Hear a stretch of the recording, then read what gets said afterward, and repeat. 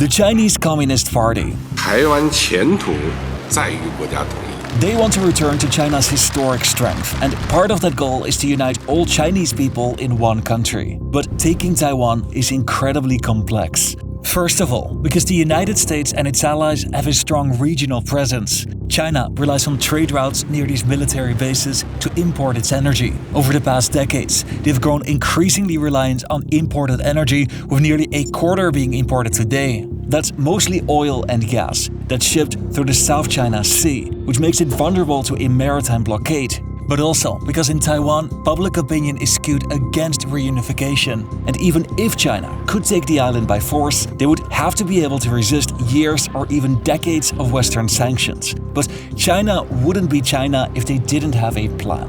This is how China plans to take Taiwan with hindsight.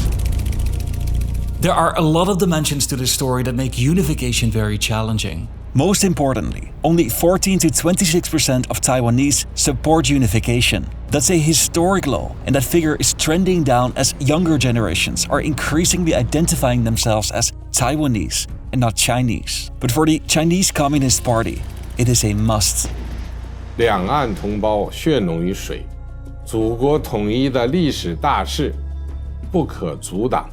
So I'm going to work towards how Beijing is planning to take Taiwan, which can roughly be divided into three main parts. But let's first start by better understanding why unification is so important for the Chinese Communist Party. In the mid-1800s, China lost territory to Russia, and they lost 2 wars against Great Britain, who forced them to cede Hong Kong, and later Japan took Taiwan along with neighboring islands. The Qing dynasty still controlled a vast territory when it fell in the early 1910s. The collapse of this empire fractured the territory between competing warlords. Outer Mongolia declared independence, and in Tibet, the Dalai Lama government started ruling independently without international recognition. China spiraled into civil war. The civil war was fought between the Nationalists and the Communists. But when Japan invaded China in 1937, the civil war was interrupted. On the eve of the Japanese surrender in 1945, they still controlled large swaths of Chinese territory, and initially, the Nationalists managed to take much of their territory, while the Communists took control over Manchuria after the Soviet forces left. They stood under the leadership of Mao Zedong, amongst others, and they now had far less territory than the Nationalists, but they regrouped and reorganized, and in the following years they made a spectacular comeback. They pushed the Nationalists further and further south, until after years of civil war, they were forced to retreat to Taiwan. The Communists now controlled the mainland. They were preparing an amphibious campaign across the strait to deal a final blow to the nationalist government and to end the civil war. Mao Zedong, at this point, declared the People's Republic of China, and most world leaders now expected that the communists would soon take control of Taiwan. But that's when things changed. So making these kind of historical map animations and researching and editing these videos can be very time consuming, which is why I've hired a small team of people that help me scale this business. But if you own your own small business, you know that management can take a lot of time, which is why I'm very thankful for today's sponsor. Odoo is an all-in-one management software that offers a wide variety of apps, like to sign documents, to send invoices, or even to build your entire website, which we can give a try. They first ask you a couple of questions about your business. You then pick a color palette, you select the pages that are relevant to your business, and then you pick a theme to use as a starting point. And that's where Odoo's strength really come to show, because their website builder is extremely intuitive. You simply drag and drop blocks, and you can customize everything else. You can add animations, or you can change the colors, and no coding skills are required. If this is something that interests you, you can click on the link in the pinned comment or in the description, and you will get one app for free for life. This includes unlimited hosting and support, and a free custom domain for 1 year. Click the link if you're interested, and now let's return to Taiwan. A highly trained and well-equipped North Korean army swarmed across the 38th parallel to attack unprepared South Korean defenders. The Korean War had started. That communist forces have invaded Korea is a warning that there may be similar acts of aggression in other parts of the world. The North Koreans invaded South Korea with backing from the Soviet Union, and that's when the United States got into the mix. President Truman ordered US air, naval, and ground support, and he sent a naval fleet to Taiwan to warn the communists not to pursue a campaign to take the island. United Nations forces drive ahead toward the Manchurian border. As South Korea was gaining momentum, Beijing made the decision to enter the war. Mao's eldest son died on the battlefield just 1 month after this speech. The United States had previously stated that Taiwan lay outside their security perimeter, but the Korean War inspired them to intervene, and this intervention froze the front lines of the Chinese Civil War. And while mainland China kept pushing for reunification, this became increasingly difficult over time. The nationalist government initially ruled Taiwan under martial law. They outlawed opposition parties and received US support, but they also made deep economic reforms that had incredible results. In the 1970s, their economy started growing fast. They were nearly 3 times more productive than mainland China in 1970 and over 5 times more productive by 1990. That was incredibly threatening to the Communist Party. The fastest growing economies at that time were South Korea, Singapore, Taiwan, and Hong Kong. All of them were firmly aligned with the West and adopted capitalist systems, while China prioritized political control, and large movements like the Great Leap Forward and the Cultural Revolution had devastating results. They kept pressuring Taiwan, but they focused on their internal challenges. The turning point for China came in 1978 with the end of central planning and the start of economic reforms. They lifted 800 million people out of poverty and transformed world trade. This was an unprecedented and historical achievement, but per capita, Taiwan still far outperforms mainland China even to this day. On this list of most productive countries in the world, we find China all the way down here, below the world average, Mexico, and Malaysia, while much higher up that same list ranks Taiwan between Spain and Slovenia. This growing disparity made unification harder, but the real challenge was that Taiwan and mainland China were developing independently. The gates of democracy are now open.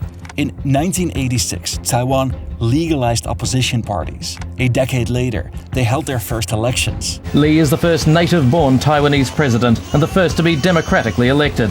Taiwan had now fully embraced a democratic system, and that's perceived in Beijing as a major threat.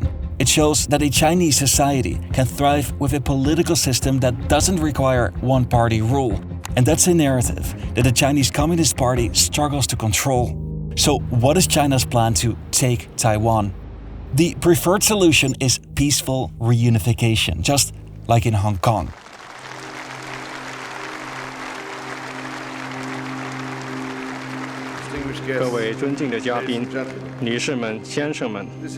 Hong Kong was reunited with China in 1997 after more than 150 years of British rule. They were granted a high degree of autonomy under the principle one country, two systems, which meant that Hong Kong could preserve its legal and economic system for 50 years.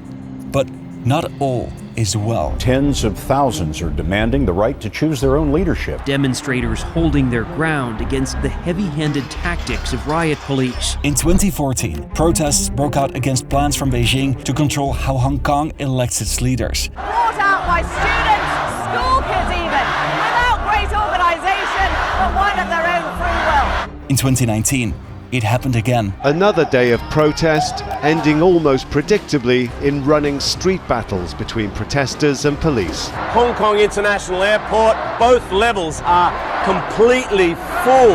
They proposed new laws, and this grew into mass public unrest. Different from the protests that we saw in 2014, this is an altogether more dangerous, darker, and angry affair. The people were protesting Beijing's expanding control and the erosion of Hong Kong's autonomy and freedom. These protesters felt that the autonomy that they were promised was being stripped away.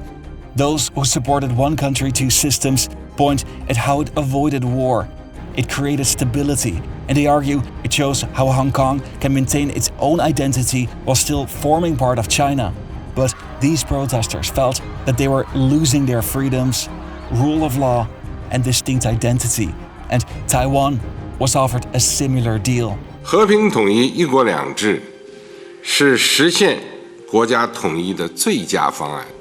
But after the Hong Kong protests, Beijing shifted its messaging away from promising autonomy. It is still their official stance, but it is widely regarded to be a dead end. A second strategy for unification is isolation. The One China principle is Beijing's position that there is only one sovereign China, and countries that wish to have diplomatic relations with China must not treat Taiwan as a separate state.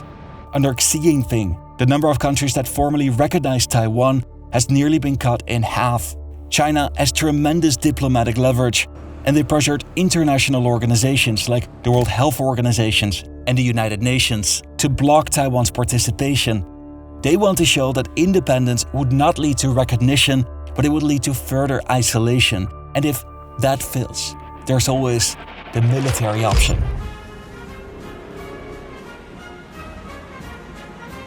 手握战略重器，铸就和平盾牌。人民军队忠实履行保卫祖国安全和人民和平生活的神圣职责，忠实履行维护世界和平的重大使命。 The People's Liberation Army is the military wing of the Chinese Communist Party.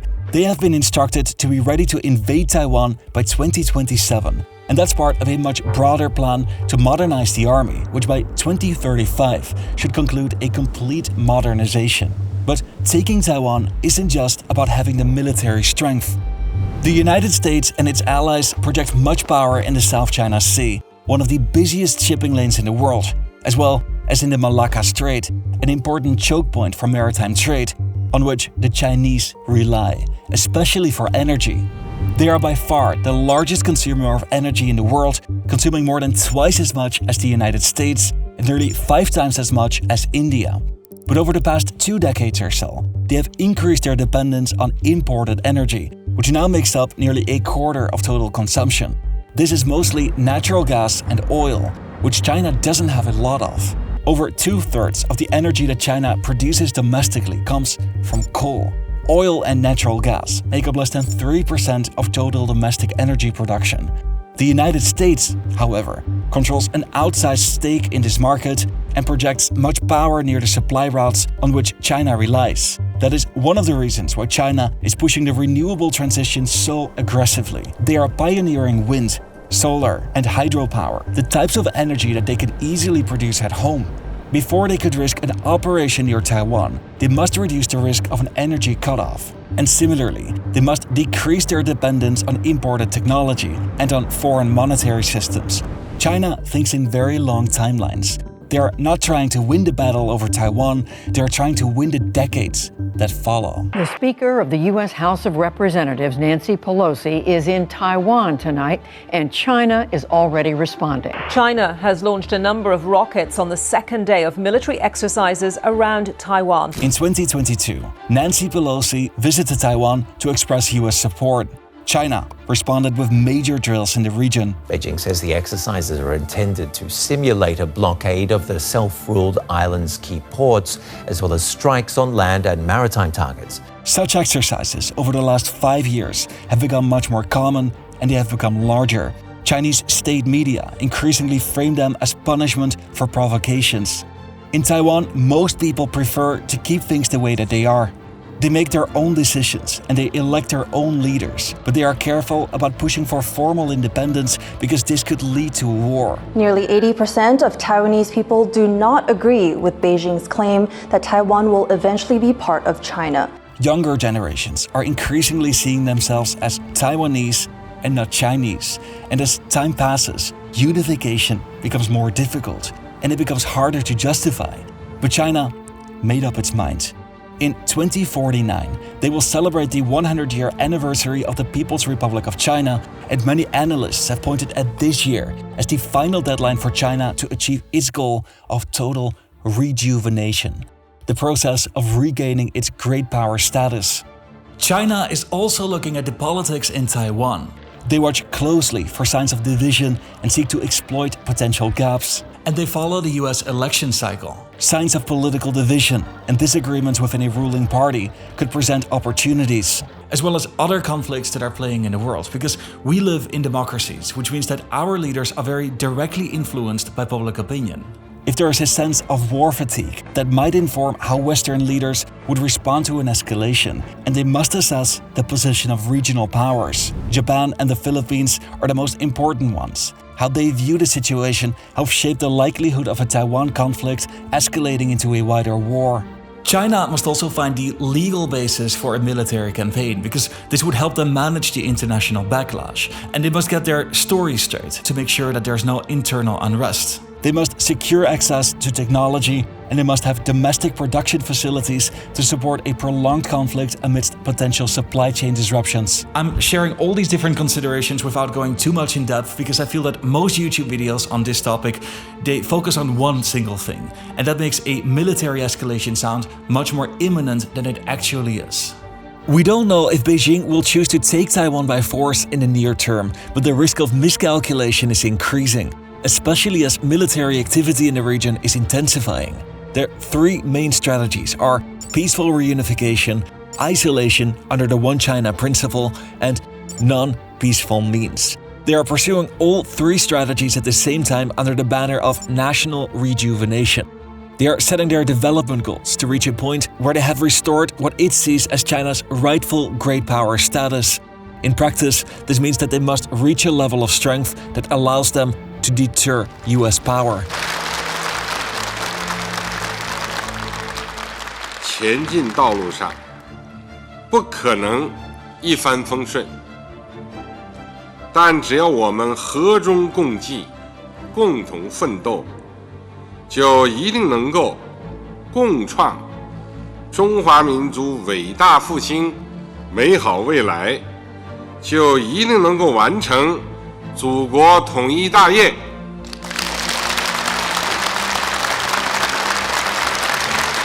So a lot of things have already been said on this topic, and I hope that you found something new or that it was helpful to have everything lined up again like this. And if you want to support me in my work, you can consider joining as a channel member, which you can simply do by scrolling down and click on the join button over there. And after that, here are 2 more videos that you can consider for your next watch.